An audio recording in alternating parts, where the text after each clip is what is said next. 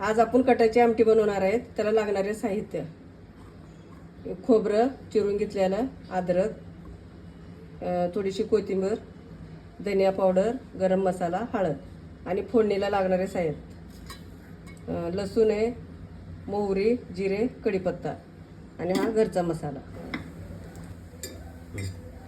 1 चमच तेल टाकलेलं आहे. सर्वात आधी खोबरं भाजून घेऊया आपण. थोडंसं परतून घेऊया. थोडंसं लाल होईपर्यंत. लाल झालेलं आहे खोबरं, त्याला काढून घेऊया.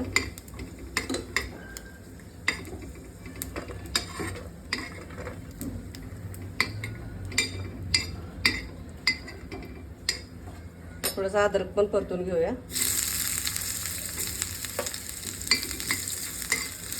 थोडं कच्चं पण जायपर्यंत थोडंसं याला परतून घेऊया.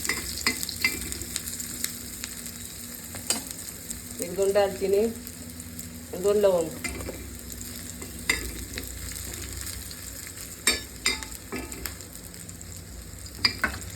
थोडं परतल्यानंतर काढून घेऊया.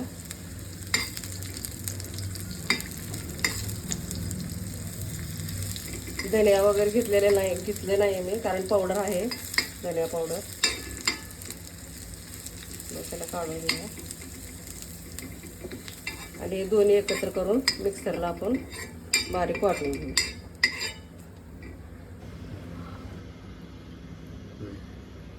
कटाची आमटी बनवण्यासाठी हे काढून घेतलेलं डाळीचं पाणी.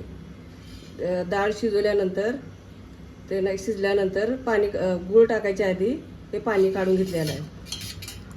हे कटाच्या बनवण्यासाठी हे काढून घेतलेलं पाणी. 2 चम्मच मोठ्या चमच्याने तेल टाकून घेतलेलं आहे. त्याच्यानंतर जिरे,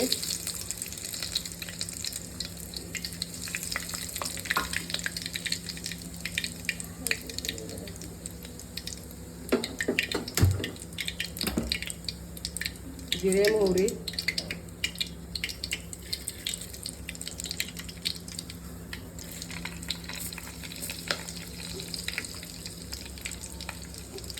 त्याच्यानंतर लसूण. आता घरचा मसाला टाकून घेऊ आपण. मोठ्या चमच्याने 2 चम्मच मसाला घेतलेला मी, घरचा मसाला. त्यानंतर आपण केलेला मसाला.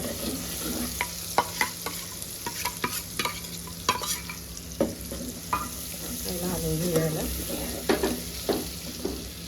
त्यानंतर धनिया पावडर, गरम पावडर आणि थोडीशी हळद हे मिक्स करून घेऊ.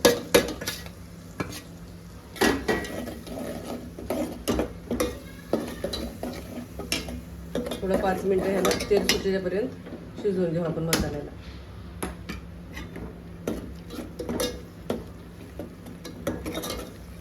एका साईडला हे 2 टमाटे शिजवून घेतले डाळीच्या पाण्यात.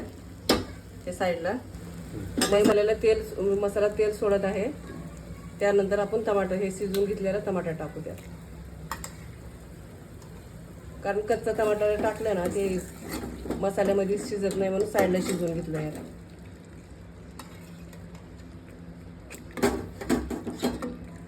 आणि थोडं घट्टपणा येण्यासाठी हे हरभऱ्याची डाळ साईडला काढून ठेवलेली, ते वाटून घेतलंय बारीक.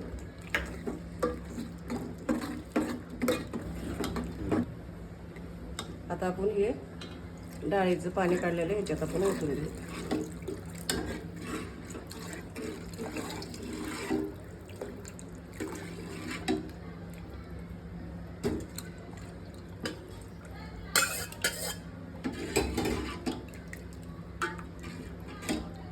चव्यानुसार मीठ टाकून घेऊया. चव्यानुसार मीठ टाकून घेऊया आपण 1 चम्मच. आता याची चांगली एक उकळी काढून घेऊया आपण.